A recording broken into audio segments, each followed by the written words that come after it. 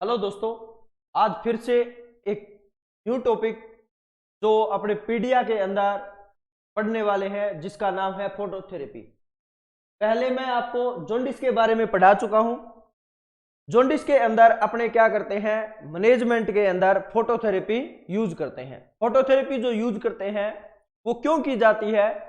क्योंकि बेबी के अंदर जो अनकॉन्जुकेटेड जो बिलिरुबिन बढ़ा हुआ है, जो डिपॉजिट हो गया है स्किन के अंदर आके, उसको क्या है चेंज करने के लिए अनकॉन्जुकेटेड बिलिरुबिन को कॉन्जुकेटेड बिलिरुबिन के अंदर, और वो फिर क्या हो जाएगा, बॉडी से एक्सक्रीट आउट हो जाएगा। तो उस कंडीशन को चेंज करने के लिए, जॉन्डिस को ट्रीट करने के लिए जो यूज करते हैं उसका नाम क्या है, फोटोथेरेपी। फोटोथेरेपी की डेफिनेशन के बारे में बात कर लेते हैं कि फोटोथेरेपी होता क्या है। फोटोथेरेपी की बात करें तो इसके डेफिनेशन की तो ये क्या रहेगा, it is a non invasive, क्या है ये, नॉन इन्वेजिव प्रोसीजर। फोटोथेरेपी क्या रहता है, non invasive procedure, mostly use in the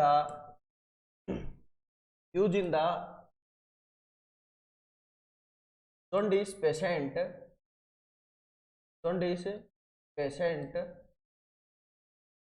इसके अंदर होता क्या है, मोस्टली किस में यूज करते हैं, जॉन्डिस पेशेंट में यूज करते हैं। Use in the jaundice patient for fluorescent light, क्या यूज करते हैं, साथ में फ्लोरोसेंट लाइट यूज की जाती है। तो that convert the unconjugated bilirubin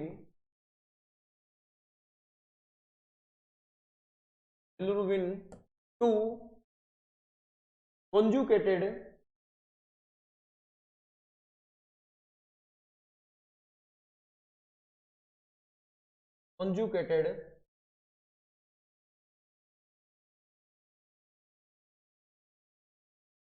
ऐसा पेशेंट जिसमें क्या है, जॉन्डिस हो चुका है, और उसमें क्या करते हैं, फ्लोरोसेंट लाइट यूज करते हैं। और फ्लोरोसेंट जो लाइट रहेगी वो क्या कर देती है, कन्वर्ट कर देती है किसको, अनकॉन्जुकेटेड बिलिरुबिन को।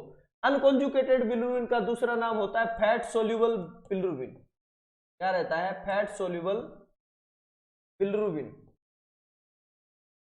ये फैट सोल्यूबल बिलिरुबिन को किस में चेंज कर देती है, जिसको कॉन्जुकेटेड बिलिरुबिन बोलते हैं, उसको बोलते हैं वाटर सोल्यूबल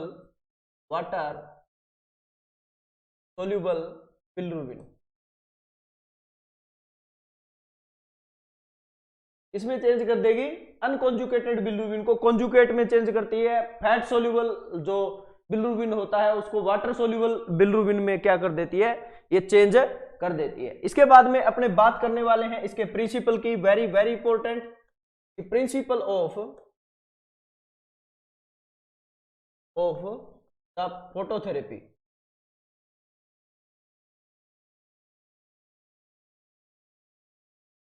फोटोथेरेपी के प्रिंसिपल कौन कौन से होते हैं, तो इसके रहते हैं थ्री प्रिंसिपल की बात करें तो इसके अंदर क्या रहेगा, सबसे पहले जियोमेट्रिक आइसोमेराइजेशन।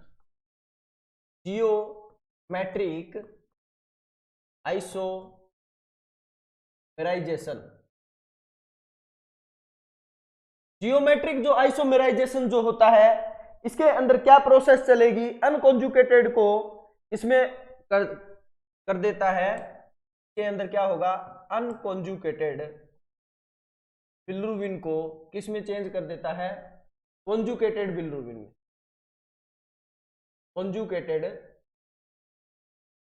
में, बट लेकिन इसमें क्या रहता है, ये रिवर्सिबल रहता है। रिवर्सिबल का मीनिंग है कि ये अनकॉन्जुकेटेड बिलिरुबिन अगर कॉन्जुकेट में चेंज हो जाता है तो वापस इसमें किस में हो सकता है, अनकॉन्जुकेट में हो सकता है। इसका मीनिंग है रिवर्सिबल है ये, ठीक है। इसके लिए जो सेकंड जो प्रिंसिपल रहेगा वो रहेगा structural isomerisation. Structural isomerisation, structural जो आइसोमेराइजेशन जो रहेगा उसके अंदर क्या होगा, बिलिरुबिन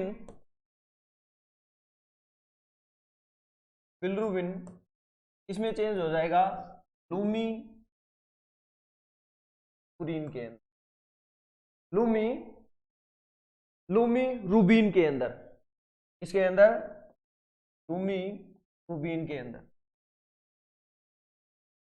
एग्जाम में क्वेश्चन पूछे जाने वाला है कि स्ट्रक्चरल आइसोमेराइजेशन जो होता है उसके अंदर क्या होता है, इन बिलिरुबिन किस में चेंज हो जाता है, लूमीबुरिन के अंदर। आगे बात समझ में। इसके बाद में ये जो है ये एक्सक्रीशन किसके थ्रू होगा, एक्सक्रीशन थ्रू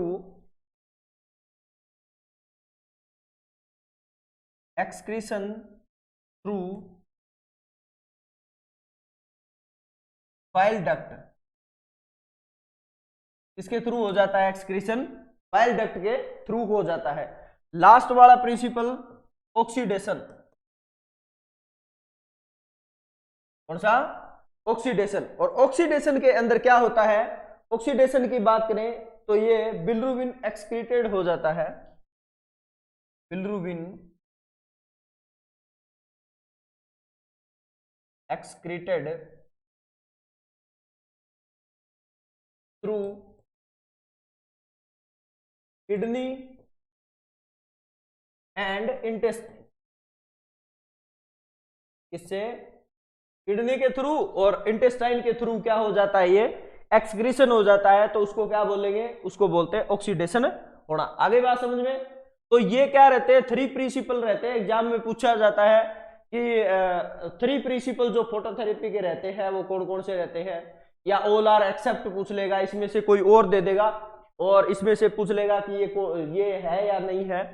तो जियोमेट्रिक आइसोमेराइजेशन, स्ट्रक्चरल आइसोमेराइजेशन, और तीसरा कौन सा रहेगा, ऑक्सीडेशन रहता है। आगे बात समझ में। इसके बाद में अपने बात करने वाले हैं कौन कौन सी लाइट यूज करते हैं, लाइट यूज।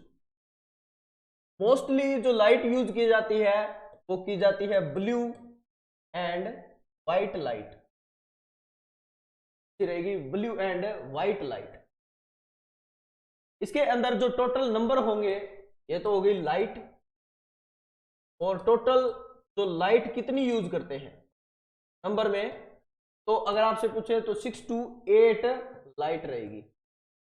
इसमें से जो ब्लू लाइट रहेगी वो रहेगी लगभग 4 लाइट। कौन सी रहेगी, कितनी रहेगी, टोटल ब्लू लाइट रहेगी वो कितनी रहेगी, 4 लाइट रहेगी। और व्हाइट जो लाइट रहेगी वो कितनी रहेगी, 2 लाइट। इसमें है ना एक पर्पज रहता है कि इसमें व्हाइट लाइट क्यों यूज किया जाता है। एक्चुअल में जो इफेक्टिव रहती है वो ब्लू लाइट रहती है। बिलिरुबिन को अनकॉन्जुगेटेड जो बिलिरुबिन होता है ना, उसको चेंज जो करती है ना, वो कौन सी करती है, वो करती है ब्लू लाइट। लेकिन व्हाइट लाइट का ये रोल रहता है यहाँ पे कि जो ये ब्लू लाइट है ना, ये क्या करती है कि बॉडी के अंदर जाके अब्जॉर्ब हो जाती है। जैसे ही बेबी को उसके ऊपर रखा जाता है तो वो क्या हो जाती है, उसमें जाके अब्जॉर्ब हो जाती है। इसीलिए ये व्हाइट लाइट है ना, ये बचाती है इससे। इसका एक कॉम्प्लिकेशन है ब्रोंज बेबी सिंड्रोम, उससे बचाती है लाइट। तभी किसका यूज करते हैं, इस फोटोथेरेपी, जो ये फोटोथेरेपी के अंदर व्हाइट लाइट का यूज किया जाता है। इसके बाद में अपने बात करने वाले हैं कि इसका वे ऑफ लेंथ क्या रहेगा, वे ऑफ लेंथ, लाइट का वे ऑफ लेंथ, या फिर अपने बात इसको बोलते हो रेंज ऑफ लाइट। क्या बोल सकते हो, रेंज ऑफ लाइट। तो रेंज ऑफ लाइट की या वे ऑफ लाइट की बात करें तो इसमें जो रहेगा वो रहेगा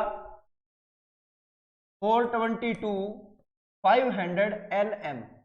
वे ऑफ लाइट रहेगा वो कितना रहेगा, 420 to 500 nm। nm का मीनिंग है नैनोमीटर, ठीक है, आई बात समझ में। इसके बाद में बात करते हैं डिस्टेंशन की। डिस्टेंस कितना होगा, वो रहेगा 45 सेंटीमीटर। एग्जाम में ये भी क्वेश्चन पूछा गया कि तो बेबी के अंदर जो डिस्टेंस रहेगा वो कितना रहेगा, 45 सेंटीमीटर। कभी कभार सेंटीमीटर में ना देके ऑप्शन कौन सा देता है, इंच के अंदर, तो इंच के अंदर रहेगा वो 18 इंच रहेगा। कैसे आया 18 इंच, तो याद रखना 1 इंच बराबर कितना होता है, 2.5 सेंटीमीटर। ये याद रखना है आपको, या तो इसको इंच के अंदर याद रख लो या सेंटीमीटर के अंदर याद रख लो, इसमें क्या कर सकते हो आप, चेंज कर सकते हो। ठीक है, कभी कभार दोनों ही ऑप्शन डाले होते हैं कि ए के अंदर तो 45 सेंटीमीटर डाल देता है और बी के अंदर डाल देता है 18 इंच, और लास्ट में जो ऑप्शन रहेगा वो रहेगा ए एंड बी बोथ। आई बात समझ में। तो आपको ध्यान में रखना है, क्वेश्चन को पूरा पढ़ना है कि क्वेश्चन ने पूछा क्या है, कि डिस्टेंस जो पूछा है उसके बारे में, कि ऑप्शन को पूरे को आपको प्रॉपर तरीके से पढ़ना है। आगे बात समझ में। इसके बाद में मैं आपको दिखा देता हूं फोटोथेरेपी की जो लाइट रहती है वो इसकी क्या रहेगी। तो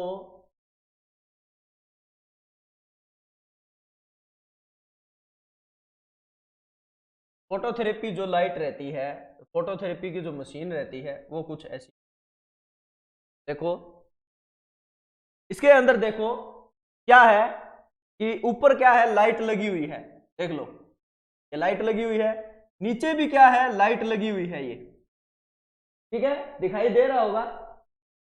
तो इसके अंदर जो लाइट लगी हुई है ये क्या है, डबल, इसको ना, ये जो फोटोथेरेपी की जो मशीन है ना, इसको बोलते हैं, आगे बात करने वाले हैं, इसको बोलते हैं double surface phototherapy. Double surface का मीनिंग है नीचे से भी लाइट लग रही है और ऊपर से भी लाइट है। आगे बात समझ में। अगर बात करें तो बच्चे को कहां पे सुलाते हैं, तो ये जो वे है, जहां पे आपको ये जो साइट है, यहाँ पे क्या है, बच्चे को इसमें सुला देते हैं। पूरे तरह के तरीके से बात करने वाले हैं कि क्या किस किस बातों का ध्यान में रखेंगे, कितने टाइम में क्या चीज चेक करेंगे बच्चे के अंदर। तो ये क्या है, फोटोथेरेपी मशीन होती है। फोटोथेरेपी के मशीन का जो ये एग्जाम में कभी कभार पूछ लेता है, एम्स वगैरह है, जो सेंट्रल के एग्जाम होते हैं जहाँ पे फोटो वगैरह या इमेज वगैरह आती है एग्जाम के अंदर कि ये क्या है, तो ये इसको प्रॉपर तरीके से आप क्या कर सकते हो, याद कर सकते हो। इसके बारे में आगे अपने बात करने वाले हैं। तो लाइट के बारे में बात कर ली है, डिस्टेंशन के बारे में बता दिया होगा कि 45 सेंटीमीटर 18 इंच रहेगा, और वे ऑफ द लाइट या रेंज ऑफ लाइट कितनी रहेगी, 220 to 500 nm रहेगी। इसके अंदर टोटल लाइट जो होती है, याद रखना टोटल लाइट 6 to 8 होती है। अगर ब्लू लाइट की बात करें तो 4 लाइट होती है, और व्हाइट लाइट जो होती है वो क्या रहती है, 2 लाइट रहती है। याद रखना जो ये ब्लू लाइट है ना, ये ही क्या करती है, अनकॉन्जुगेटेड बिलिरुबिन को चेंज करती है कॉन्जुगेट में। आगे बात समझ में। इसके बारे में आगे अपने बात करने वाले हैं नर्सिंग रिस्पॉन्सिबिलिटी, इसके बारे में आगे बात करने वाले हैं कि फॉर मोर इफेक्टिव फोटोथेरेपी कि मोर इफेक्टिव कैसे रहती है। इसके लिए अपने अभी मैंने बताया है आपको क्या रहेगी, डबल सरफेस फोटोथेरेपी रहेगी। कौन सी यूज करते हैं, डबल सरफेस फोटोथेरेपी यूज करते हैं, वो क्या रहती है, मोर इफेक्टिव रहती है। तो इसके बाद में नियोनेंट प्लेस्ड इन द, तो नियोनेंट को जो प्लेस करते हैं किसमें करते हैं, फाइबर ऑप्टिक कूल बिली ब्लैंकेट, फाइबर ऑप्टिक कूल बिली ब्लैंकेट, ये एक ब्लैंकेट का नाम है। बच्चे को क्या करते हैं, इसके नीचे जो सरफेस है उसके ऊपर क्या कर देते हैं, प्लेस कर देते हैं, और उसके ऊपर बेबी को भी सुला देते हैं। वो कौन सा होता है, फाइबर ऑप्टिक कूल बिली ब्लैंकेट। ये थोड़ा सा क्या रहता है, बहुत ज्यादा आपको पता है कि जहां पे लाइट हो वहां पे क्या है, टेम्परेचर बढ़ जाता है। तो इसीलिए जो ये ब्लैंकेट रहता है ये एक नेचर रहता है कैसा, कूल। ये क्या रहता है, कूल रहता है, double standard sorry double surface होता है ये, ठीक है। तो इसीलिए इसका यूज करते हैं कौन से ब्लैंकेट का, फाइबर ऑप्टिक कूल बिली ब्लैंकेट का क्या करते हैं, यूज करते हैं। अगली बात समझ में। और इसमें क्या रहेगी, विद क्या करेंगे, with overhead and lower the body light, overhead light और क्या रहेगा, lower the body light use की जाती है। आई बात समझ, जिसको क्या बोलते हैं, डबल सरफेस फोटोथेरेपी बोला जाता है। आगे बात समझ में। इसके बाद में अपने बात करने वाले हैं nursing responsibility, nursing responsibility during phototherapy. Phototherapy के दौरान नर्सिंग ऑफिसर है वो क्या क्या काम करेगा। तो सबसे पहले देखो, सबसे पहले baby should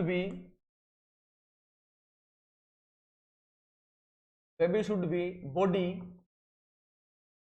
act.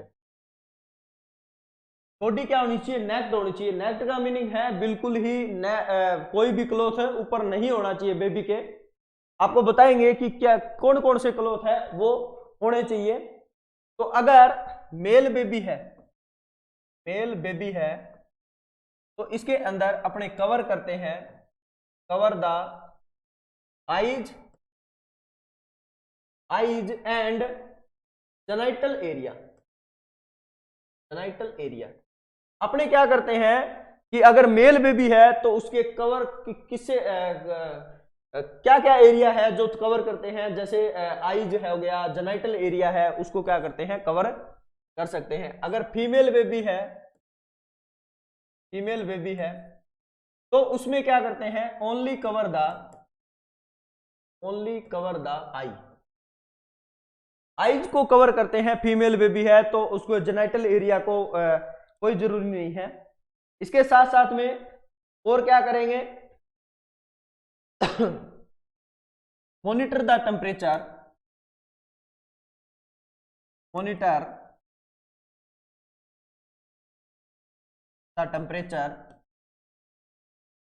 Every 2 our.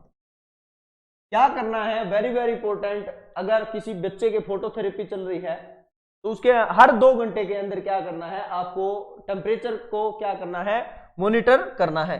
क्यों करना है, क्योंकि बेबी को क्या हो सकता है, हाइपरथर्मिया होने के चांस रहते हैं। बेबी का बॉडी का टेम्परेचर क्या हो जाएगा, बढ़ जाएगा। इसके साथ साथ में अगर बात करें तो चेंज द पोजीशन एवरी, क्या करेंगे, जो पोजीशन चेंज करते हैं, पोजीशन एवरी 2 आवर। ठीक है, अपने क्या करेंगे, हर 2 घंटे के अंदर क्या है, पोजीशन चेंज करते रहेंगे। क्योंकि जो नीचे का सरफेस का एरिया है, जैसे अगर आपने चेंज नहीं किया है तो फ्रंट के ऊपर क्या है, वो लाइटें हैं, वो लगने की लाइट है वो लगेगी, तो उसकी वजह से ब्लू लाइट और व्हाइट लाइट, तो उसकी वजह वहां पे तो क्या है, अनकॉन्जुकेटेड बिलिरुबिन है वो स्किन के अंदर, वो तो कॉन्जुकेट में चेंज हो जाएगा। अगर आपने उसका सरफेस या फिर पोजीशन चेंज नहीं की है तो वो क्या है, नीचे वाले एरिया में जहां पे उसके ऊपर नहीं लगी है लाइट, वहां पे क्या हो जाएगा, रह जाएगा येलो कलर। तो इसीलिए अपने क्या करते हैं, हर 2 घंटे में क्या करते हैं, पोजीशन चेंज कर सकते हैं। इसके बाद में even the breast feeding every 2 to 3 hour, 2 to 3 hourly. अपने क्या करते हैं कि मदर को बोलेंगे कि ब्रेस्ट फीड करवाए, कब, 2 से 3 घंटे के अंदर। क्यों, क्योंकि हाइपरथर्मिया में जाएगा बेबी और उसको क्या है, स्वेटिंग होगी, और स्वेटिंग होगी तो क्या हो सकता है, बेबी का फ्लूइड लॉस होने के चांस रहते हैं। तो बेबी में आपको पता है बेबी के अंदर सबसे ज्यादा फ्लूइड लॉस होने के चांस रहते हैं। तो इसीलिए अपने क्या करते हैं, मदर को बोलेंगे कि ब्रेस्ट फीड करवाती रहे हर 2 या 3 घंटे के अंदर। इसके बाद में अपने बात करने वाले हैं कि monitor the weight, monitor the wait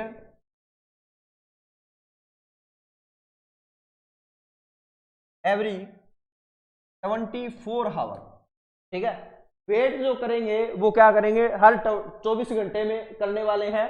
और वेट का जो मॉनिटर रहेगा वो उसमें फ्लूइड लॉस वगैरह है वो देख लेंगे कि वेट कर लेंगे। सेम क्या करेंगे, सेम क्लॉथ के अंदर।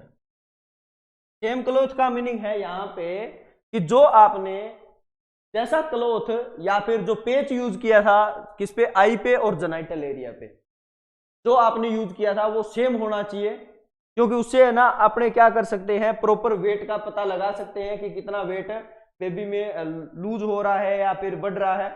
मोस्टली लूज ही होगा क्योंकि डिहाइड्रेशन में रहता है बेबी, सॉरी डिहाइड्रेशन हो जाता है।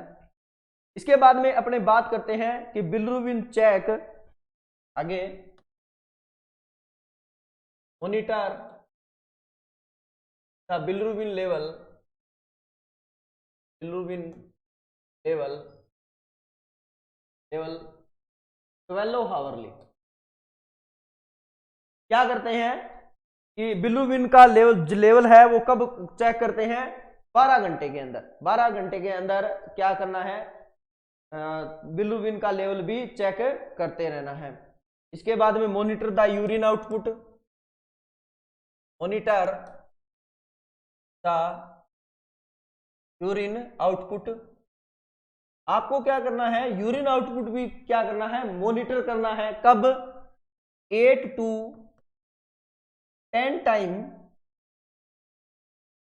8 to 10 time in the 24 hour. 24 घंटे के अंदर 8 से 10 बार आपको क्या करना है, मॉनिटर, आपको क्या करना है, यूरिन आउटपुट भी चेक करते रहना है। इसके बाद में अपने बात करने वाले हैं असेसमेंट ऑफ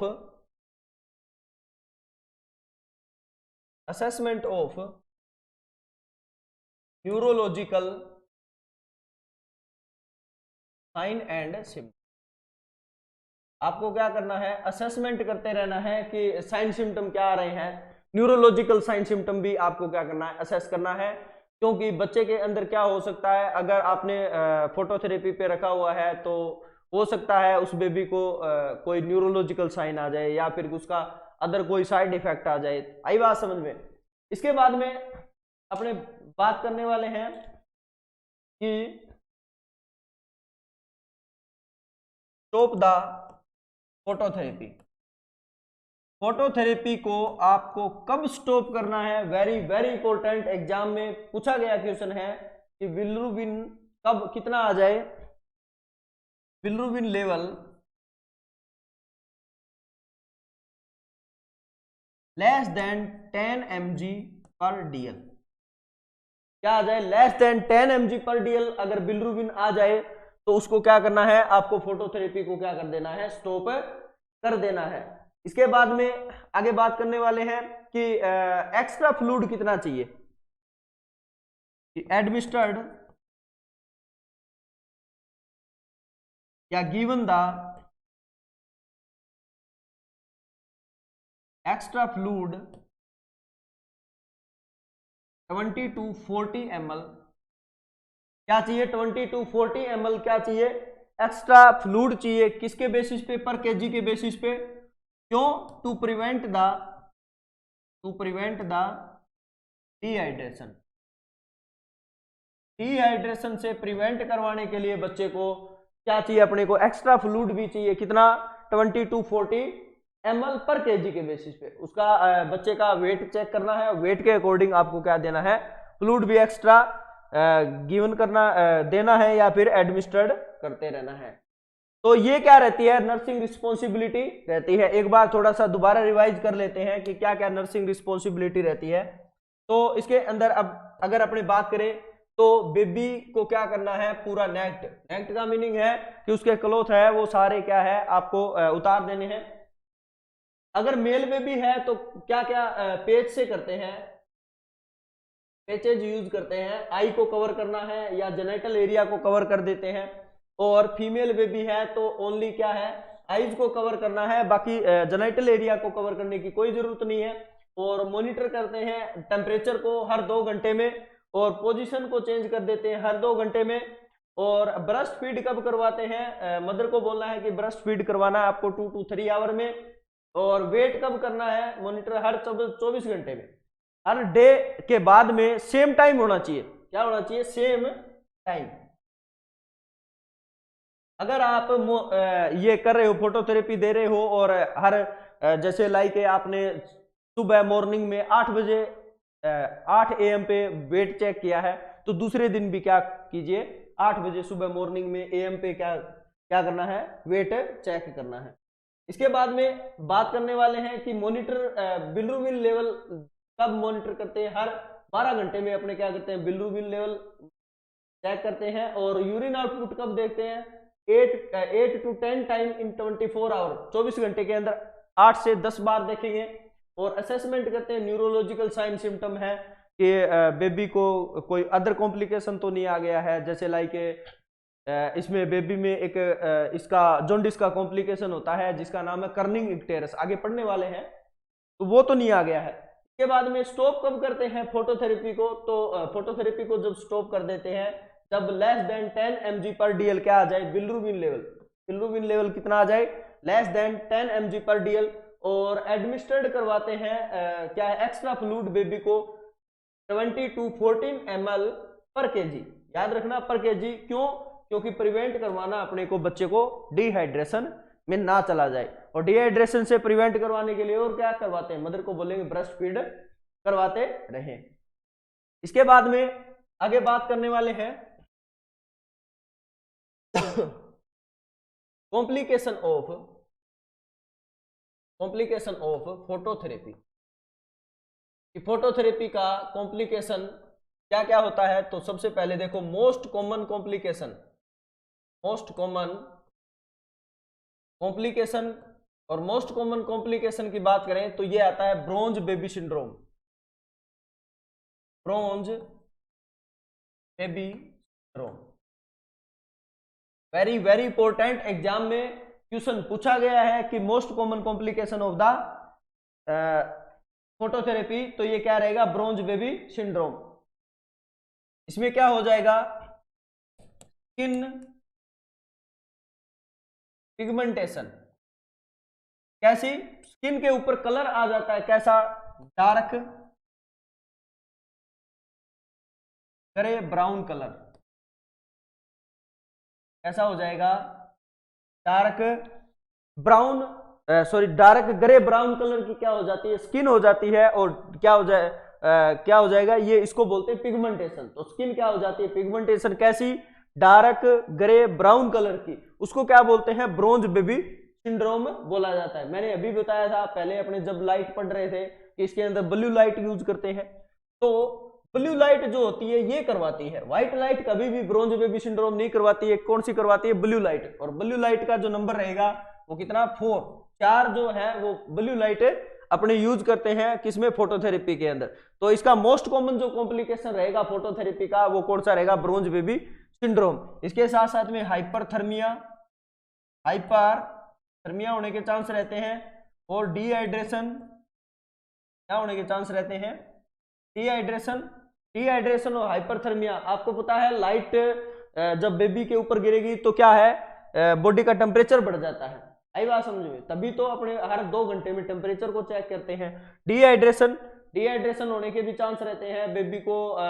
अगर इससे बचाना है बेबी को तो अपने क्या करते हैं, 20 to 40 ml पर kg के बेसिस पे अपने क्या देते हैं, फ्लूइड एक्स्ट्रा देते हैं। इसके साथ साथ में मदर को बोलते हैं ब्रेस्ट फीड करवाते रहे। आगे बात समझ में। इसके साथ साथ में और क्या हो सकता है, रेटिनल डैमेज भी हो सकता है। रेटिना है वो डैमेज होने के चांस रहते हैं, ठीक है, रेटिना डैमेज हो सकती है इसके अंदर अगर प्रॉपर तरीके से कवर नहीं की हुई है, आइज वगैरह है। इसके साथ साथ में गोनोडल डैमेज भी हो सकते हैं, मोस्टली मेल बेबी के अंदर। मेल बेबी के अंदर क्या हो सकता है, गोनाड्स वगैरह है, जो जेनेटल एरिया है वो प्रॉपर तरीके से कवर नहीं किया हुआ है, तो या फिर माल प्रैक्टिस रह जाए या फिर कवर नहीं किया है, तो उसकी वजह से क्या होने के चांस रहते हैं, गोनोडल डैमेज होने के चांस रहते हैं। आगे बात समझ में। तो ये जो अपना टॉपिक था ये था फोटोथेरेपी के बारे में। यहाँ से बहुत सारे क्वेश्चन पूछे जाते हैं, तो इसके बारे में पूरा एक बार और देखना, अगर समझ में नहीं आया है तो यहाँ तक आज का यही। Thank you.